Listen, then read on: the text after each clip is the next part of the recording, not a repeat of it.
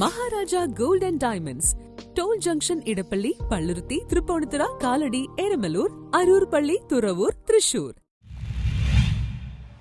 Kochi taluk central Jamaat കൗൺസിലിന്റെ നേതൃത്വത്തിൽ ഹജ്ജ് യാത്രയയപ്പ് സമ്മേളനം നടത്തി. കൊച്ചി താലൂക്ക് സെൻട്രൽ ജമാഅത്ത് കൗൺസിലിന്റെ നേതൃത്വത്തിൽ ഹജ്ജാജിമാർക്ക് യാത്രയയപ്പ് സമ്മേളനം നടത്തി. മട്ടാഞ്ചേരി കപ്പലണ്ടി മുക്ക് ഷാദിമാളിയിൽ നടന്ന പരിപാടി ജില്ലാ central Jamaat council president T Ahmed Kabir ഉദ്ഘാടനം ചെയ്തു.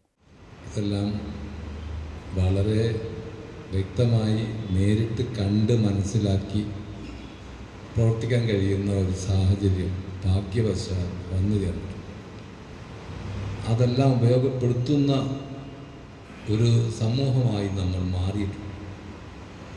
അതുകൊണ്ട് ആവർത്തനം ആവശ്യമില്ലാത്ത വിധം വിഷയകമായി നമ്മുടെ ജനങ്ങൾ പ്രബുദ്ധതയോടുകൂടിയാണ് മുന്നോട്ട് പോകുന്നത്.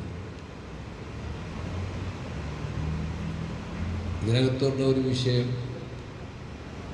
നമ്മുടെ ഇബാദത്തുകളുടെ പ്രത്യേകത അള്ളാഹുവിൻ്റെ തൃപ്തി സമ്പാദിക്കുക എന്നുള്ളതാണ്.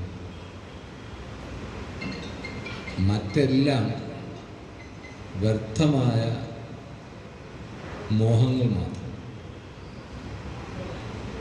നമ്മുടെ ഏത് ഇബാദത്തും അള്ളാഹുവിന് സ്വീകാര്യമല്ലെങ്കിൽ നമ്മൾ പുറമേക്ക് കാണിക്കുന്ന ചിട്ടകളോ ചട്ടങ്ങളോ ഒന്നും നമുക്ക് ഗുണകരമാകണമെന്നില്ല. പക്ഷേ അല്ലാഹു ഗഫൂറാണ്, ഗാഫിറാണ്, ഗഫാറാണ്.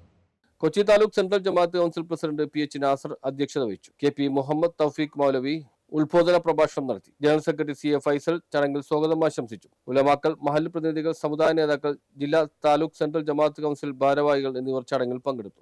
നമുക്ക് വേണ്ടിയും അവർക്ക് വേണ്ടിയുമുള്ള പ്രാർത്ഥനകളിൽ നമ്മൾ ഒരുമിച്ച് ചേരുകയും പരസ്പരം ഒരു യാത്ര കൂടിച്ചേരലിലാണ് ഇത്തരം പരിപാടികൾ നമ്മൾ സംഘടിപ്പിക്കുന്നത്.